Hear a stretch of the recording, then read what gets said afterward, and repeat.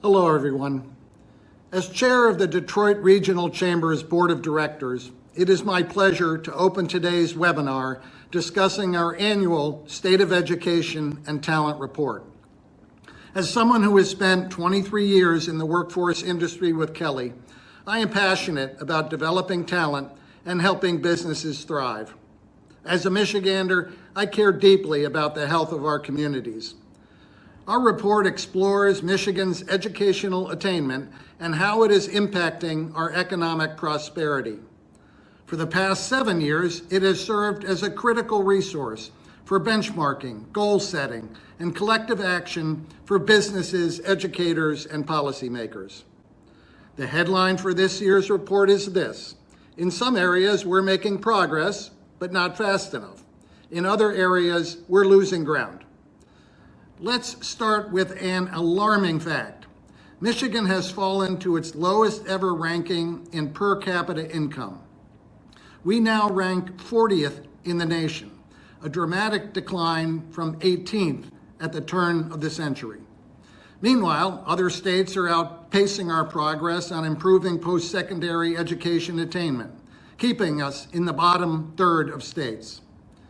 This stagnation in education, coupled with declining income, makes our relative position worse and threatens our long-term prosperity.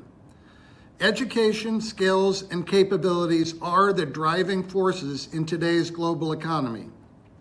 We see across thousands of companies we work with that talent is the single most important factor for success. Almost 2/3 of Michigan's top-paying jobs go to those with four-year degrees.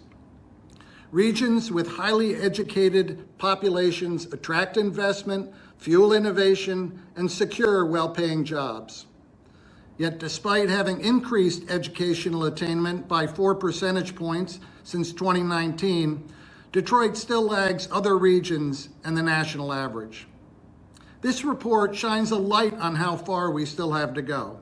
It offers insights into where we're falling short, what's working, and how we can set measurable goals for the future. We have some policy wins. Initiatives like Michigan Reconnect, the Michigan Achievement Scholarship, and the Detroit Promise Scholarship have made college more affordable. The Michigan Apprentice Network, which is advancing professional apprenticeship programs, and D3C3, which is expanding dual enrollment programs, are helping too. As a result, we're inching toward our goal of 60% post-high school education attainment by 2030. But our progress is incremental, not breakthrough, and we still battle a perception problem. Many Michiganders don't know about the financial support available, or they remain unconvinced about the ROI of education. What's needed is a cultural shift, one that embraces the expectation that most students should pursue at least 2 years of post-high school education or training. As the former CEO of a global workforce company, I've witnessed firsthand the widening gap between the skills employers need and the capabilities of our workforce. Jobs are changing at an increasing pace, particularly with advancements in AI and automation. And companies are struggling to find the talent they need to take full advantage of these new technologies. This is cause for concern, but it's also an opportunity for regions that commit to building a future-ready workforce. Michigan can be that place, as long as we understand that talent drives prosperity, that we start building tomorrow's workforce in today's classrooms, and that we must make post-secondary education more accessible. So I encourage you to read this report carefully and to get involved with the Chamber and organizations dedicated to this cause. Together, let's drive progress faster, support talent growth, and secure a more prosperous future for Michigan in the years ahead.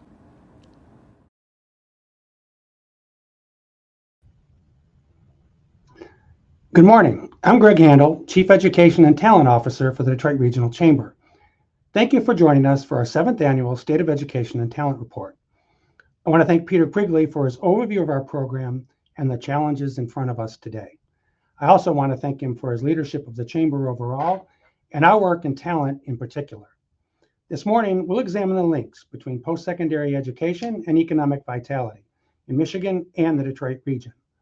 We'll also look at higher education trends in the region and the state and see how we stack up against our economic competitors.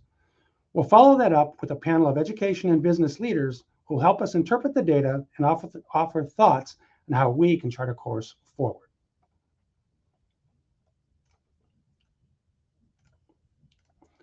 So I want to start by thanking our longtime partners in this endeavor. The Kresge Foundation has been our funder since the beginning, and the Youth Policy Lab of the University of Michigan has been our research partner. Without the Kresge Foundation support, we wouldn't be able to bring this data to you and have a better understanding of what's going on in our region. And the Youth Policy Lab helps us take data largely available at the state level and distill it down to look at what's going on in our region. Thank them.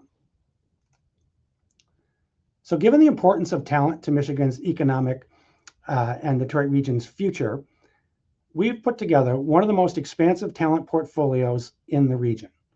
We'll start with the work we do in the attainment area with our Detroit Drives Degrees and Detroit Drives Degrees Community College Collaborative. These efforts bring together stakeholders to develop and execute strategies to increase our attainment. The Detroit Promise provides tuition-free pathways to every student in Detroit who wants to take advantage of it into college. And Detroit Reconnect provides support to adults who want to return to higher education. We have a number of industry-focused approaches, like the Regional Healthcare Talent Collaborative, You Drive the Future, and Discover Auto. And when we find great ideas or policies in other states that we want to bring to Michigan in order to scale up, we work with our government relations team to advocate for public policies that make sense. That work is led by our CEO Talent Council, chaired by Peter Quigley of Kelly, and our Detroit Drives Degrees Leadership Council, co-chaired by Ora Peskovitz, president of Oakland University, and Jamie Jacob, chief executive officer of Ajax Paving. So, as Peter mentioned, Michigan's drop in per capita income ranking to 40th, the lowest it's ever been, is the headline to this year's report. If we look back just to the year 2000, Michigan ranked 18th. And that's because at that time, you could be a high prosperity state or region without necessarily being that highly educated.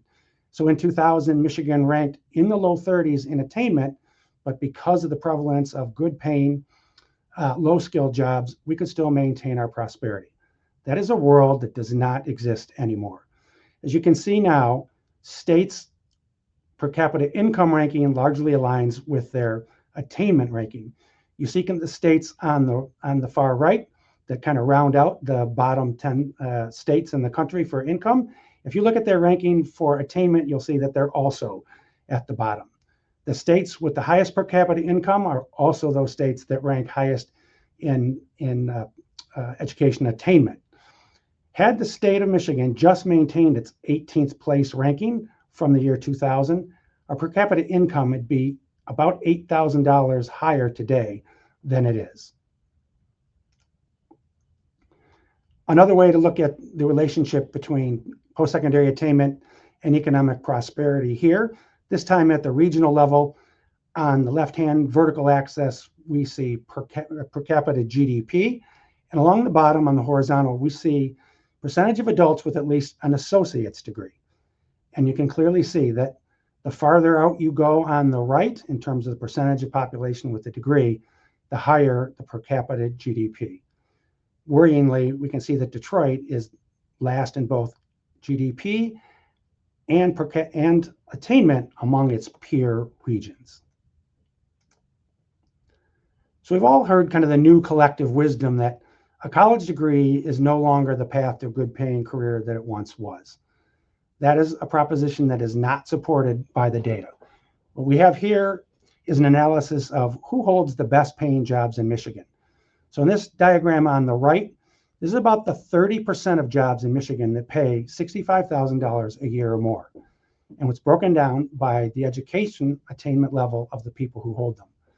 So on the left, you can see bachelor's degree holders, who constitute about 35% of our workforce, actually hold 65% of the best paying jobs. The 65% of the population that has less than a bachelor's degree are competing for the bottom 35% of those jobs. And what's interesting is among the 35% of folks that don't have a degree that have a good paying jobs, the pathway into them has typically been promotion over time. They're not direct pathways, training pathways and skilled trades or technical occupations for the most part that result in good paying jobs. They do exist, but not at a large scale. I'd also point out that the state of Michigan maintains a list of 50 hottest jobs that based on growth and income. 42 of those top 50 jobs now require a bachelor's degree or higher. So this is a look at what happens to bachelor's degree holder in the labor market in Southeast Michigan. So the blue bars represent bachelor's degree holders, and we're comparing them to high school graduates. You can see with the unemployment rate, they are less than half compared to high school graduates. Labor force participation in terms of the number of workers in the workforce, it's a 15% increase for bachelor's degree holders. And median income for bachelor's degree holders is $32,000 a year higher than for high school graduates.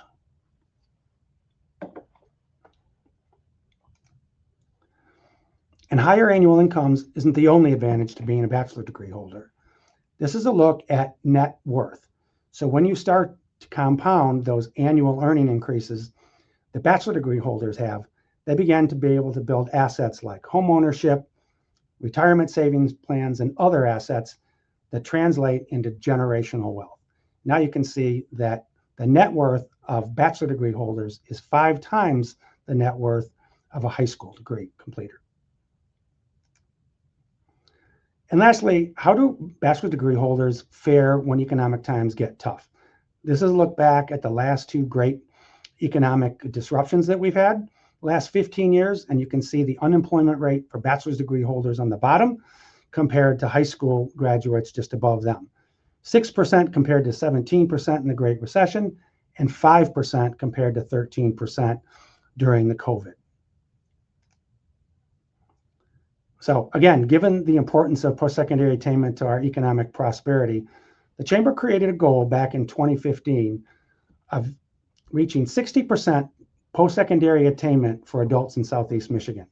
We coupled that with a goal of reducing the racial equity gap in degree attainment by half over that period. So this measures how we've done against that goal. So you can see back in 2015, 45.1% of the population had some kind of quality credential.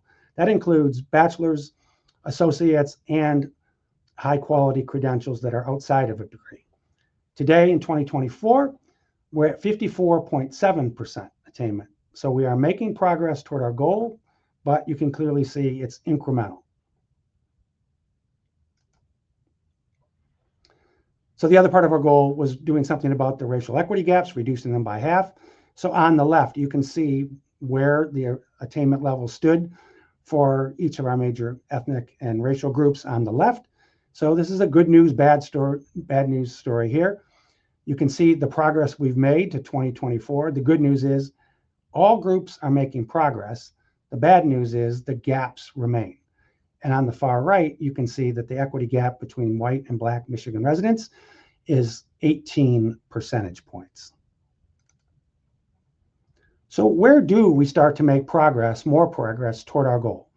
So on the far right here, you can see that we need another 282,000 people with a post-secondary credential to meet our 60% goal by 2030.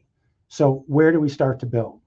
If you look on the far left, we have 473,000 adults in Southeast Michigan who are working age, who started some kind of post-secondary education, but never completed a degree. Fortunately, there are new programs from some of our education partners to reach out to these adults. We've got state policies like Michigan Reconnect that provides a tuition-free path to an associate degree to adults over 25. We have a regional debt forgiveness collaborative among our higher ed partners in Southeast Michigan to allow people who may have had to stop out because they owed money to an institution to re-enroll.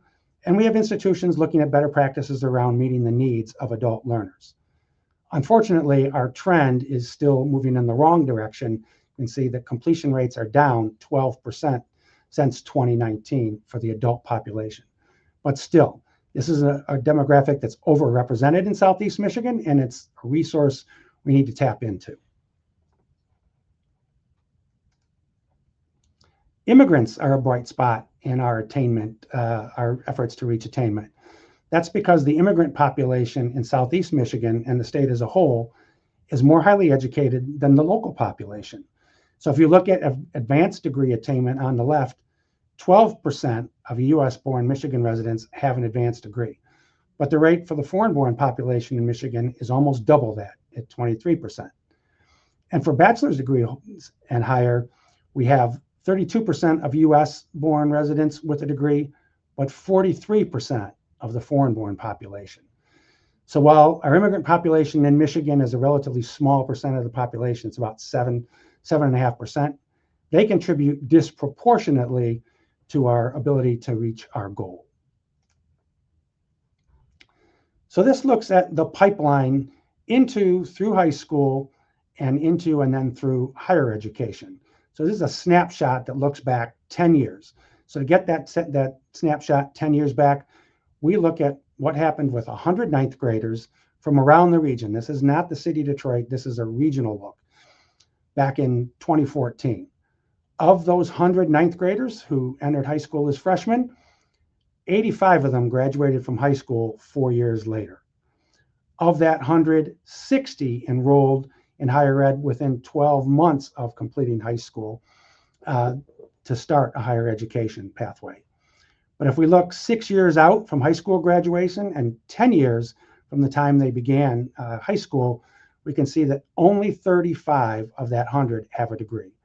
There are another 7 who are shown in orange who are still enrolled but don't yet have a degree. And I think this gives us a good look at the fact that there's no one place in our education pipeline that breaks down. We have a lot of work to do at all stages. This is a look at what happens, our regional trends in enrollment over time. We can see at the top, the gray bar denotes at the regional level how many people have enrolled in higher ed or haven't enrolled at all anywhere after graduation. And we can see that that's grown from 2019 to 23. And at the city of Detroit level on the right, we can see that it's also growing, except for the last year, we've had a bit of an inflection point. But there's a huge gap between the region and the city. Enrollment in four-year institutions is held steady, both at the city and the regional level. Enrollment declines have really been driven by a drop in enrollment at the community college level at the bottom.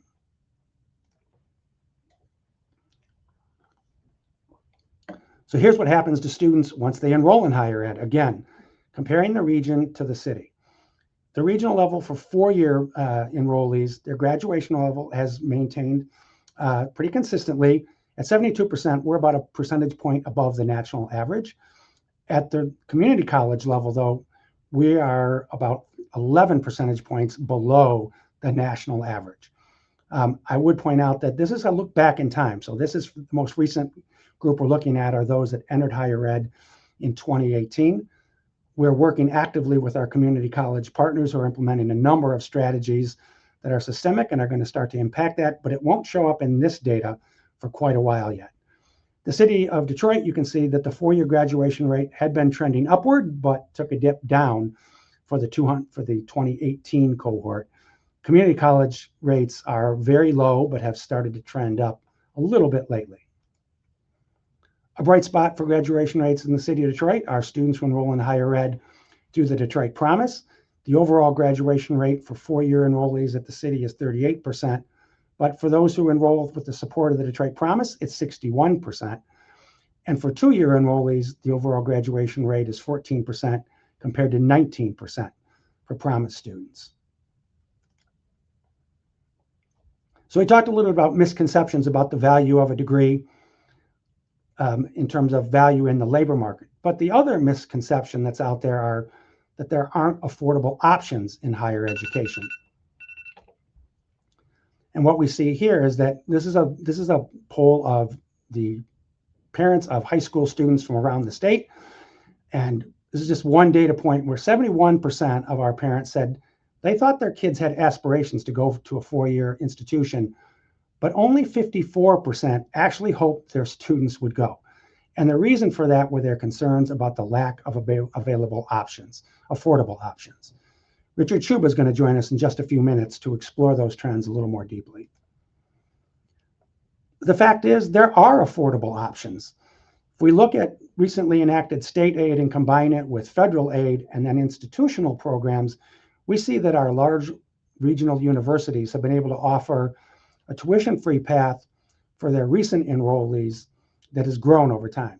So for the most recent freshmen enrolling in Oakland, University of Michigan Dearborn, and Wayne State, you can see that over half of freshmen, mostly low and moderate income freshmen, are enrolling tuition free. And another option for increasing attainment is dual enrollment. These are programs that allow students to accumulate college credits while they're still in high school.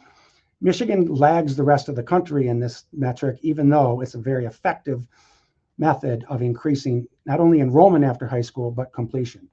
We have a number of community colleges, though, in our region that have made a concerted effort to increase their dual enrollment. And you can see what Schoolcraft, Oakland Community College, and Macomb have done with their enrollment rates over the last several years. Lastly, there are opportunities for employers to increase post-secondary attainment. They can do this by getting involved with students early in their education career to help them understand career pathways and add context to their education. Employers can also participate in events like our Connect 360 and Industry Insight series to help educators better understand their evolving talent needs. They can also take advantage of the Chamber's free online toolkits developed in collaboration with national experts to do things like develop and expand tuition assistance plans, develop or improve internship programs, or generally develop a culture of education within their companies. And lastly, we need to improve our overall culture of education in Michigan.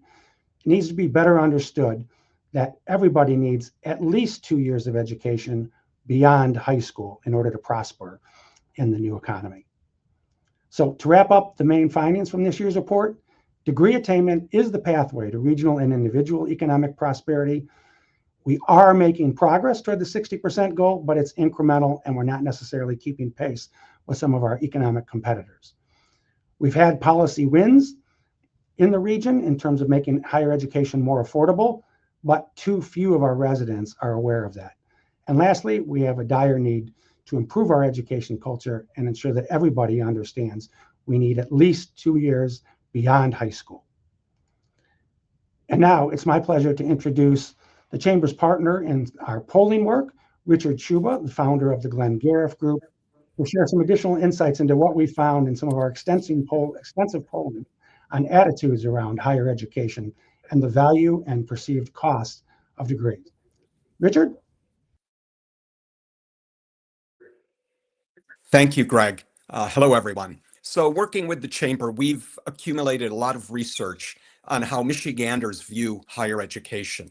And we've talked to focus groups of high school students. We've done general population surveys. We've surveyed the parents of high school students. We've even, I call it the needle in the haystack survey, surveyed parents of juniors and seniors in high school who had some college courses. And all across that research, we're starting to see some real common themes. And I want to start with the students. They're all concerned about cost. They are worried about how they can piece this together and afford it. And the language they use is they need to go get scholarships. It's not about, a reduction in cost based on income. To them, it's winning scholarships. And one of the things we found with the students, they are equally concerned with making a mistake.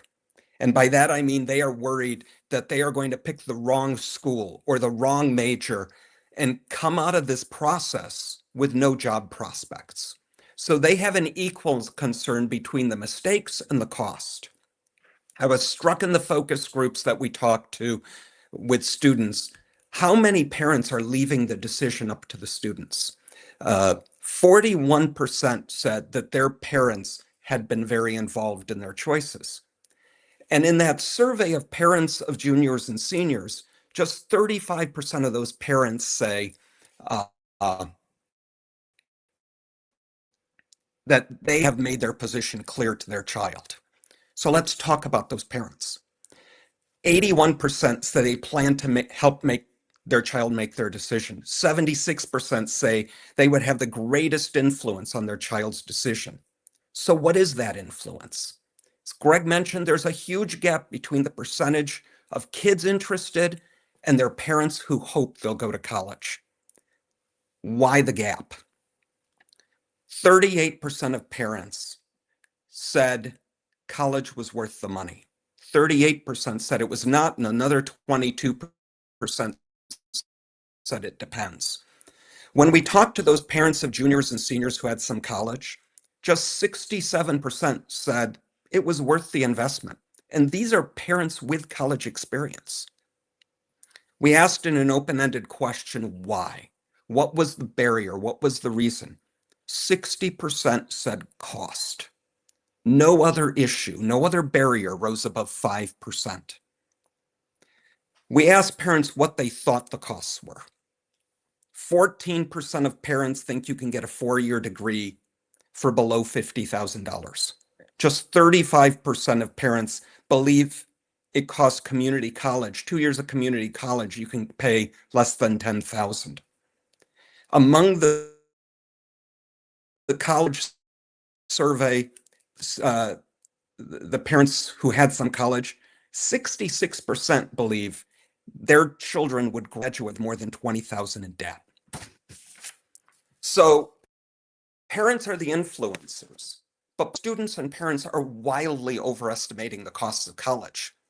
And they tell us it's not clear how much college is going to cost, and that lack of clarity is creating a massive barrier. And I want to leave you with one story from the focus groups. There was only one student in all those groups who was adamant that they had done the research and knew what it would cost to go to college. And this young woman, she wanted a 4-year degree from a Michigan public university, insisted she had done the research. And I thought, oh, good, now we're going to get somebody who's actually understands how much this costs. And I asked her, so what did you calculate? How much is it going to cost you to get that 4-year degree in Michigan? She told me $400,000. So to sum up, both parents and students don't know the costs. They're concerned about that the most, and the costs are not clear to them. And what we're finding is that they are wildly over-exaggerating those costs based on the horror stories they're hearing. And Greg showed all those statistics. Parents aren't hearing those stories, and that's a key challenge.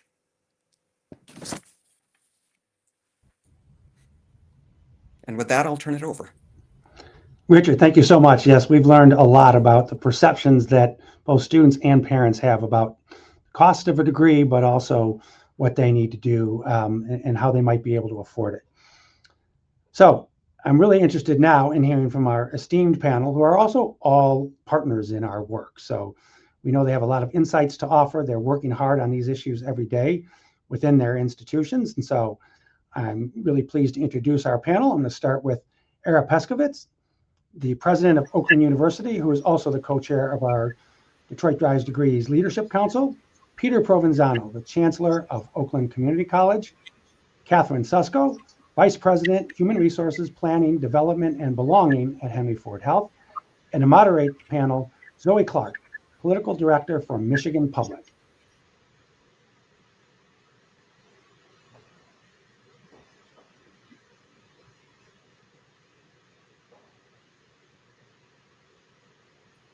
Let's dig right in now that we have seen the data from the report, really the data showing the economic value, right, to both not just like individuals, to our students and to the future, but to the region and to the state. So we also then see this data from my personal hero, Richard Schuba, that there is still a lot of skepticism about the value of going to college, about the value of a college degree. So I want to start there with that dichotomy. President Peskowitz, I want to start with you. What do you think is driving this perception? And then, of course, more importantly, what can be done about it? Yes, thank you so much, Zoe, and thanks to all of my colleagues who are here with us. Well, I think what we're seeing is that there are these myths out there that we have to dispel, and I think we really need to focus on two of them. The first is that people do not understand this correlation that was clearly demonstrated by the data that a higher education is correlated with a higher income, greater individual prosperity, greater community prosperity and vitality, and a greater benefit to our entire state. And this is definitely proven by the data that Greg demonstrated. 42 of the hot 50 jobs in our state require a bachelor's degree or higher. And if we look at data that go all the way out to 2032, we know that 84% of those jobs are going to require a bachelor's degree.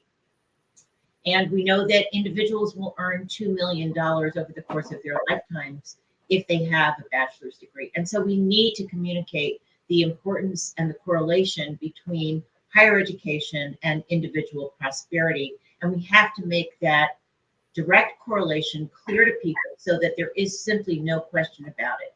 The second myth that we have to dispel is this myth of the cost of higher education. And while it's true that there is a problem of access and affordability at certain universities, and these are the ones that get a lot of attention, maybe the top 10 selective universities, the Ivy League, that is not true for the institutions that we have in our state, where the average actual cost is really less than $13,000. And as you saw, institutions like Oakland, for more than 50% of our students, there is no tuition cost at all for our students to attend Oakland. And if families earn less than $70,000 a year, they pay no tuition. And for students who come to Oakland, more than 60% graduate with zero debt. And those that graduate with debt, the average debt is less than $23,000. And because they get such incredible high-paying jobs, if they have debt, they're able to pay it back in less than 19 months. So the return on investment is simply unequivocal, unquestionable, and it's our jobs collectively to dispel these two myths. Yeah, thank you, President. So, Chancellor, I mean, the same question to you, although, we just heard, some really solid issues, but again, the driving of that perception, I'm curious about how you see it. And again, most importantly, what can be done?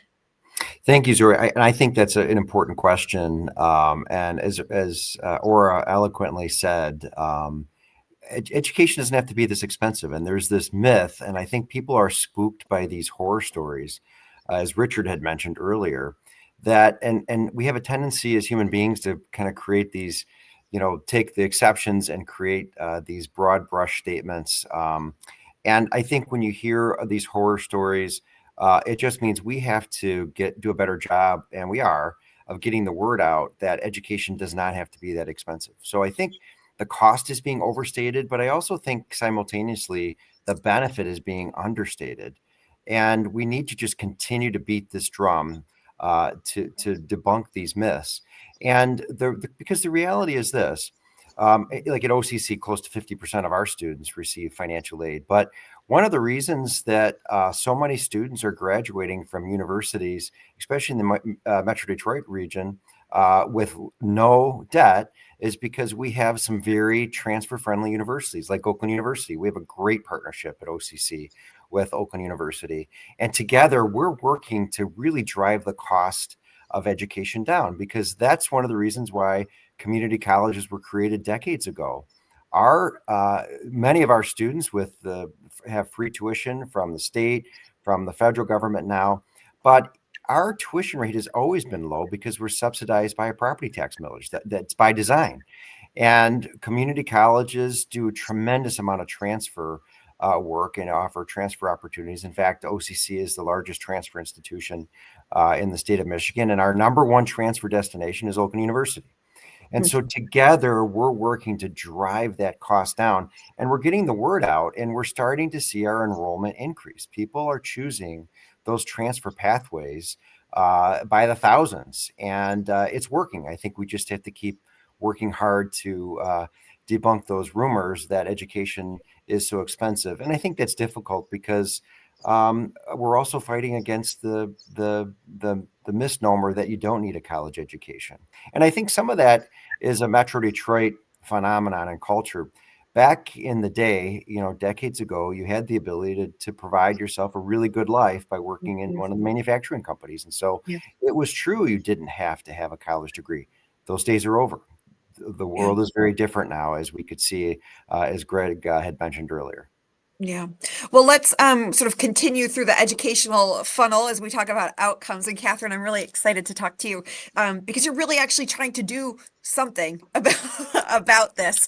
Talk to me a little bit about the programs that you're seeing and some of the positive results when we're talking again about this sort of perception or the lack of need, but then what you can help create is the actual value. Yeah, so thanks, Zoe. I think, we started talking about perception and we leaned heavily into the perception from both parents and students.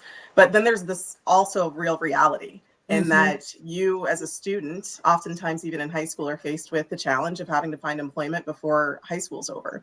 So it's not only the affordability, but it's the accessibility. And so we're taking a little bit of a different approach and making it a little bit more accessible so that you don't have to choose between earning and learning, that we have community learning styles, community learning opportunities, partnering very closely with our community college partners in expanding our apprenticeship offerings to make reality out of what we're talking about as career pathways, right? And that reality then links to our university partners who help with four-year degrees.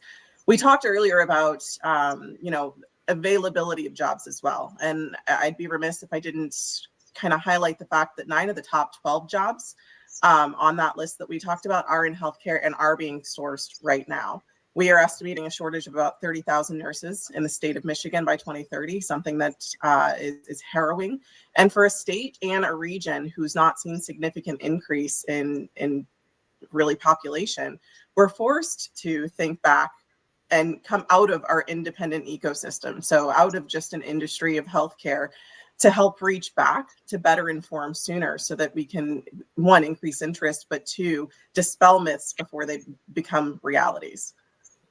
Catherine, can we dig in a little bit to this model that you're talking about and that you're doing? As you mentioned, you represent the healthcare sector. We know healthcare in Michigan, it has, as you said, 30,000 open jobs. I didn't realize it was, that's just enormous. And as a state that is getting older, the need for continuous healthcare. Talk to me specifically, though, about sort of the approach that you're taking and what that looks like. Because I'm curious for folks who are on this call who might go like, okay, that sounds great. How do we do it? What does that pipeline look like? So we have 9 DOL approved apprentices, the first in the state for our LPN to RN to BSN, with our college partnership with Michigan State, intentions of having advanced nursing degrees as well. From a surgical technologist perspective, we take our SPDs and provide opportunities to really continue individual development through our college partners for a degree in surgical technology, which then can get an advanced degree at any of our university partners as well. I'd also like to say that we're heavily invested in our high school opportunities. So our CTE students, really providing exposure to students. I've got a team, give a quick shout out to Michigan Works today, that is out at my Career Quest in Novi. So really not only providing exposure, but providing real world opportunity by way of mentorship and internship. And then from an employment perspective, these development pathways and career coaching to help with, we bring our college partners in and our university partners in a couple times a year at each of our 12 hospitals and our ambulatory sites across the system to share how easy it is to access college and degree programs. So really, it's been a multi-pronged approach. It's been a strategy that's demonstrated success in the last couple of years, and one that we're leaning into heavily in the next couple by way of just really increasing exposure at the high school level. Yeah. Well, let's continue that thread of accessibility that you brought up, but on the sort of education side, President Peskowitz, I mean, what specific strategies are you looking at, right? Just to make sure that higher education is, and I think as we're all sort of like noting, just needs to feel accessible. Yes, well, I think that's a great question, and I want to expand a little bit on something that Peter said. As he alluded to, we definitely have a fantastic relationship with all of the community colleges, and especially our close relationship with OCC. I'll just use one important example. You know, we already talked about how important it is to have that transfer pathway, Right. but we have an innovative program with OCC that we started last year, and it's been terrific. So we had a little extra capacity in our housing in our dorms, and OCC didn't have housing. And so we opened up our dorms to community college students. It turned out to be a really great partnership, which allowed community college students to actually have the opportunity to stay in our residence halls and give them the opportunity to get exposed to a four-year institution. And that helped them understand that after they finished their two-year degree, that they probably wanted to come and start transferring more. And I think that did contribute, Peter, and I think you would agree, to both our relationship and to the notion that they wanted to transfer. But we have always been very open to the idea of transfer from community college to four-year institutions, which I think is a really important thing. But we do need to emphasize that tremendous opportunity. I'll mention just a couple of other really great ideas. One which Detroit Drives Degrees has really been, I think, a leader in, and that's our Credit Mobility Coalition and Credit for Prior Learning, which really, I think, is so important because it takes advantage of initiatives that are out in the workforce already, like military training and professional certifications, and moving those forward for four-year degrees as well. And so we really like that. Pre-existing college, pre-college programs, which I think are really important as well. And now really a great focus on adult learners, because we know that our college students are not the typical 18 to 22-year-olds anymore, and focus on online learners as well. And something that Greg talked about, which is, of course, the immigrants and international students. So expanding what we think about in terms of who is the college student. It's no longer that typical 18 to 22-year-old. So many additional students really need college degrees and can benefit from what we think about when we think about how to make it more accessible and making clear that people understand that it is in fact so affordable. Chancellor, I see you nodding quite a bit. Yes, I mean, so I couldn't agree more, and we're all focused on accessibility, and I think that's key. One of the things that we're finding when we talk to students is they just don't see themselves in higher education. When you talk to a high school student, a middle school student, especially first generation students, they just don't see themselves in higher ed. And so one of the things that, and Greg alluded to it or talked about it on one of his slides, is dual enrollment. That's an area where community colleges have focused on. OCC saw was up about 89% in our dual enrollment, and we're doubling down on that. And I'll tell you why. We really think it helps with the accessibility. Our ability to reach a student in high school and have them give them the opportunity to take college classes simultaneously while they're in school and receive dual credit for that same class. The studies show that if they do that, they're more likely to continue into higher ed. And a lot of these students, especially in the underserved populations, as I mentioned, they just don't see themselves in higher ed. They do not believe they can do it or that they'll succeed. And it's just a wonderful experience for us to be able to meet with that student when they graduate from high school, talk to them about continuing on to this pathway of prosperity through higher education, through training.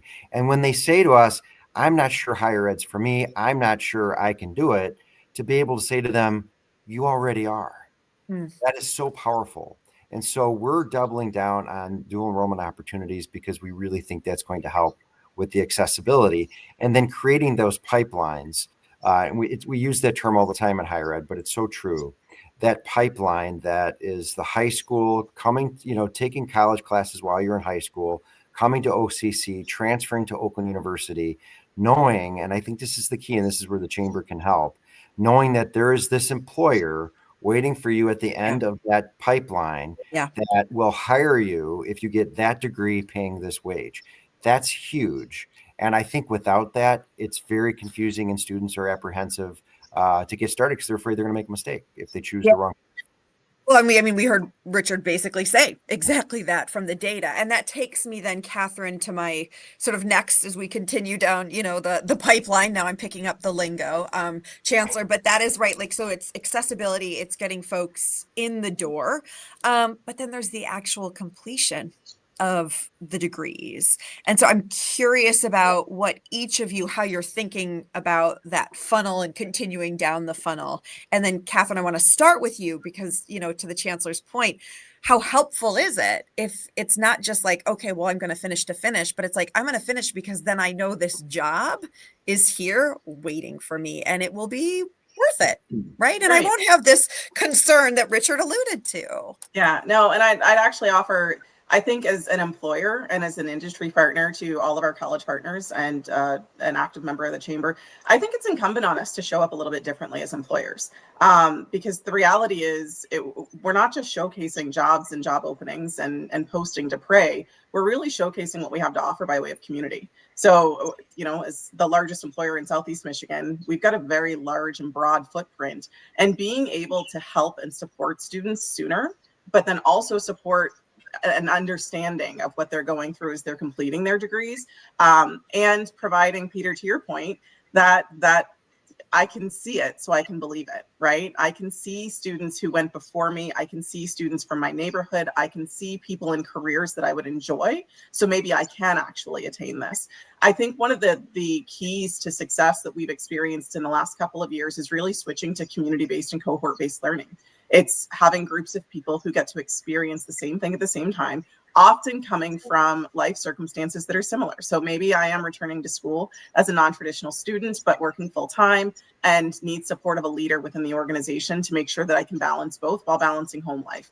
As an employer, I've impressed upon our leaders a desire to really lean into development and be leaders who lead learning so that we can support our team members as they're trying to pursue development opportunities and advance in their careers.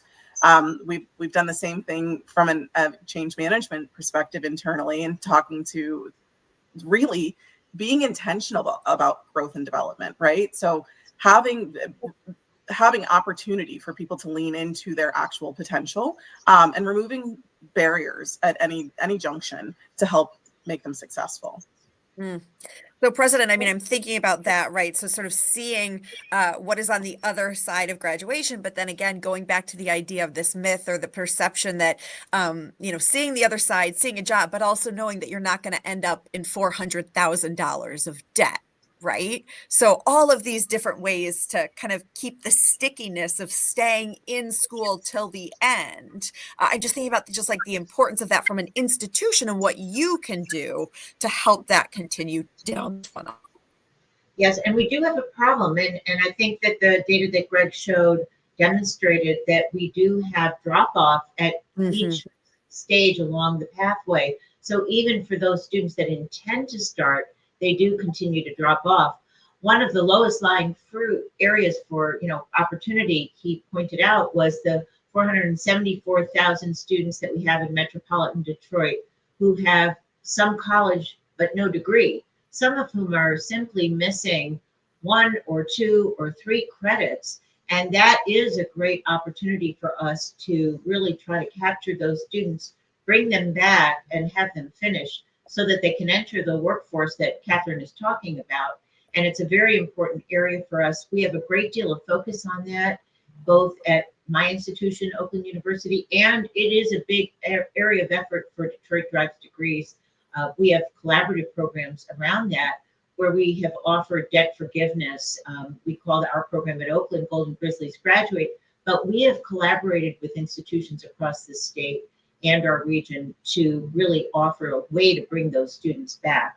But the other thing that both Peter and Catherine have talked about are ways to remove barriers for students to actually complete and graduate.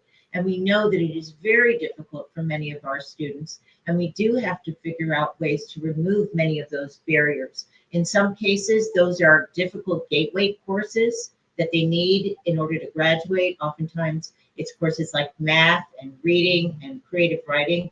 Those are difficult for many students, and we have to help them with that.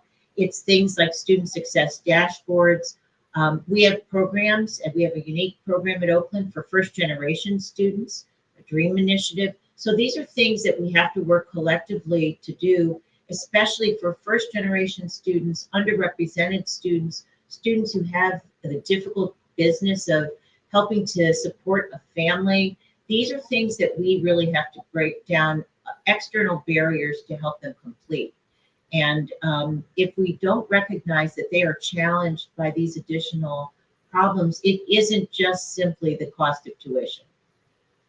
I think this is either the second or third year that I've gotten to have these conversations after these results, and maybe it's the communications professional in me, but each time I just want to go like, so I hear all of these things, I hear all of these solutions, I hear all of this work, but there again seems to be sort of this messaging problem, right? Like, does all of this need a PR agent? Like, I'm kind of being flip, but not really. Like, what for folks who are on this call right now, watching you all who are going, wow, all these things are happening. Like, what do you need from them to sort of tell this story that, again, is not just to benefit these higher education institutions, but to benefit individuals maybe who would be first-time college grads, or again, economically benefit the state to be able to fill these healthcare jobs that everybody is going to rely on? Like, what do you need from the people on this call to be your advocates in this moment? Yeah. Let's say, Chancellor, I'll start with you. Yeah, I would say the first thing that comes to my mind is to help us debunk the myths, right? So when you're out there, especially during the holidays, and you're talking with your friends and family, and you hear and you see us, do what I do. When you see someone that is in high school, talk to them about what they were looking for in the future. Talk to them about going to college. If they start to have apprehension, and they tell you why, take some of the information that you're learning from all of us and help them with that.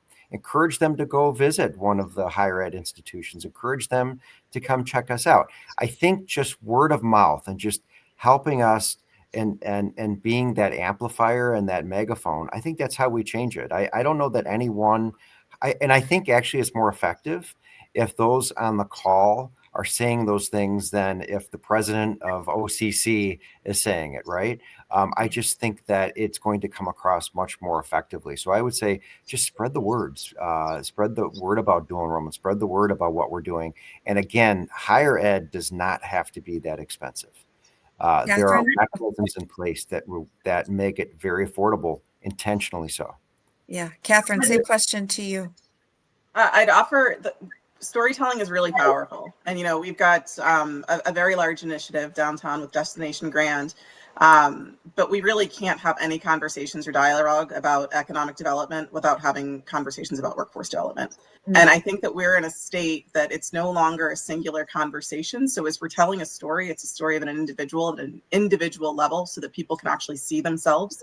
And just having that fundamental understanding as an employer is going to be really important. So I challenge my employer partners to keep that into consideration, because right now healthcare is at the forefront of workforce shortages. As we see industry influx, we'll see other positions, other jobs that are in that position.